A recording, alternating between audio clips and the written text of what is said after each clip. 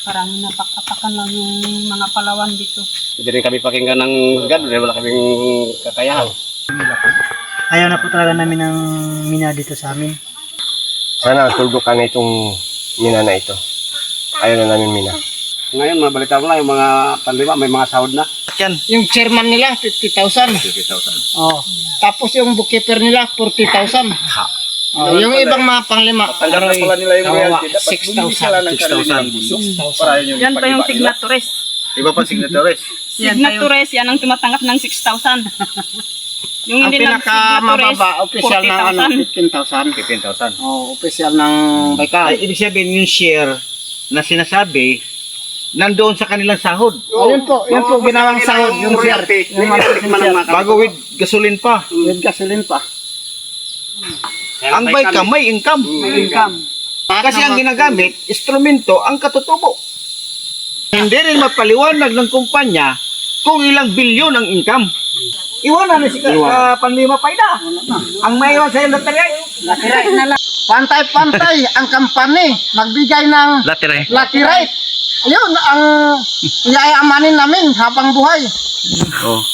Ang mahirap ay pahirapan. Pag pinapahirapan nila, iladaan nila sa dahas. Itong mga kawawa, kinawawa pa naman. Ngayon, ang mga solar nyo, giniba. Ay haras talaga. Oh. Binasag pa. Ito po ay hindi lang for vlogging yun, ha? Ito ay nasa loobin. Nandito tayo sa malayang bansa. Ika nga, malayang bansa, may karapatan tayo. Kayo na po ang maghusga. Kayo kasi kami, yun lang din sa loobin ko. Parang napak-apakan lang yung mga Palawan dito. Kung ano maging desisyon niya, nandun ka. Wala na rin kami mga kwan kahit na kung bumitaw siya, wala kami magawa. Hindi rin kami pakinggan ng husgado dahil wala kaming kakayahan. Siguro kung may pira kami, baka pansinin kami. Sa akin namin lang po ayaw na po talaga namin ng mina dito sa amin. Kasi hindi lang naman po ang minahan dito sa Brookspen, buong bansa naman po may minahan. Kitang-kita naman po nila kung anong epekto ng minahan. Unang-una po, ang ipilagikil. Isa na rin po yan sa namulatan ng marami na kung ano po ang epekto. Kung ito po ang kalmiya ay mag-ooperate, doble po ang problema ng mamayan ng Brookspen. Kasi po dalawang minahan na. Paano lang po yun dito sa taas at dun sa baba. Kaya po ang minahan ay dapat po wala na dito sa Brookspen. Tuldukan na po. Kung gusto nila magmina doon sa ibang bansa, doon po maraming nickel sila makukuha. Yun lang po yun sa akin. Sa akin po ganito lang. Sana tuldukan na itong mina na ito. Ayaw na namin mina. Yun lang po. Gulo eh. Dati nagkakaisa. Yung mga nitibo. Walang sweldo. Inaayos yung problema. Ngayon, mabalita mo lang yung mga panlima, may mga sahod na. Saan May galing ang ng mga sakyan. Mga paldo na. paldo? Yung iba kalabas lang ng motor. Ang minang, sabi kasi 1% royalty sa mga katutubo. Ngayon nag-mining na, ako sana yung 1%. Sabi, pira natin. Kaya pala, pira na nila. Doon na sa Baykam. 55,000 imam. Maliwanag. Doon na kay... Maliwanag na. Sinasabi, 24 million.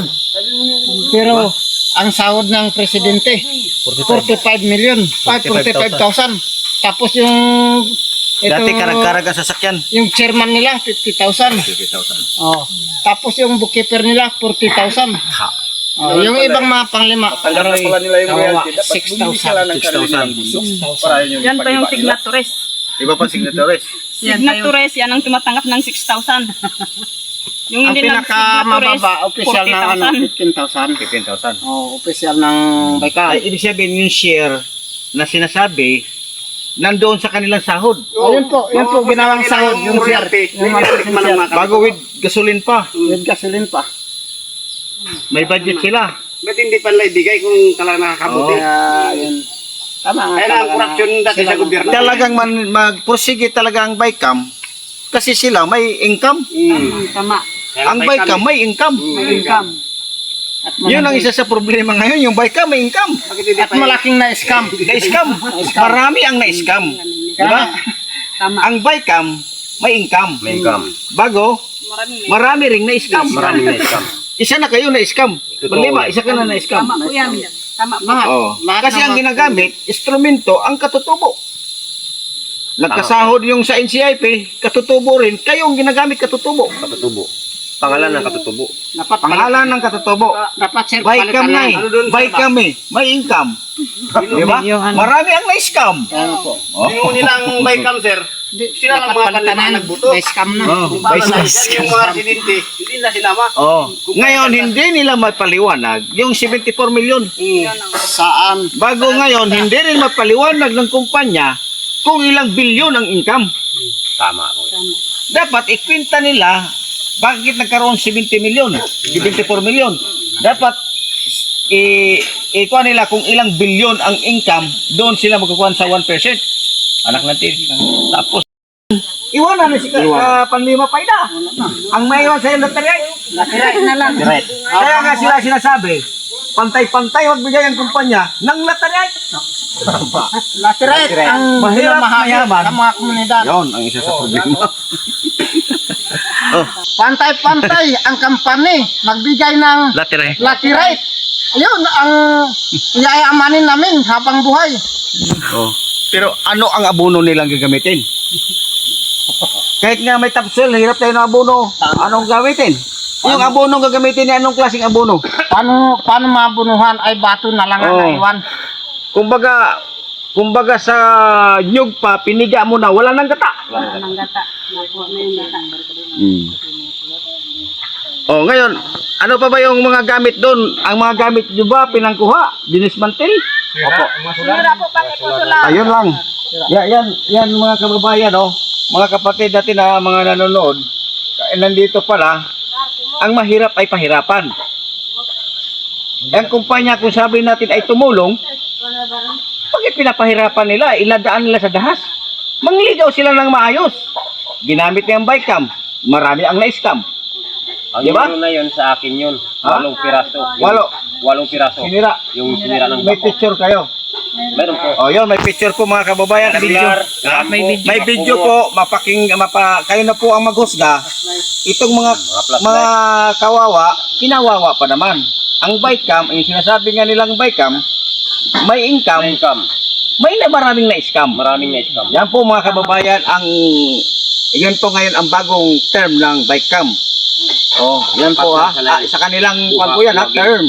Kasi nagkaroon ng talintig na ngayon ang mga kapatid natin natutubo. Ang Bycam, laging may income, laging bye-bye. Na marami na scam. Maraming na-scam. Oh, kayo na isa sa mga na-scam. Ngayon, ang mga solar nyo, giniba. Ay haras talaga. Oh, Taglabasag. binasag pa. Opo, hindi na po na pakinabang. Ang imbes ang pa ng dilim. Tama po. Thinking talaga naman. Kayo na po maghusga dyan. Kasi unang-una, pinapalabas ko lang. Ito po ay hindi lang for vlogging lang ha. Ito ay nasa loobin. Nandito tayo sa malayang bansa. Ika nga malayang bansa. May karapatan tayo. Kayo na po ang maghusga. Kayo kasi kami, yun lang nila sa loobin ko. Kung gusto niyo sumama, puntahan niyo po dito mga kapatid natin na katutubo at umakyat kayo dito, hingaling kayo talaga, maglasad kayo. Yung mga nasa air condition na, hindi yan dito. Sanay na po yan sila dito. Tiniis nila, lamok. Minsan may malaria dito, pinagtiisan nila. Huwag na naman natin kawawain mga kababayan. Pero mo, sinira yung kubo, tapos pinatira nga yung kubo, sila ang Sila na yung nakatira doon. Wala na ngayon nagpasilong. Okay na siguro.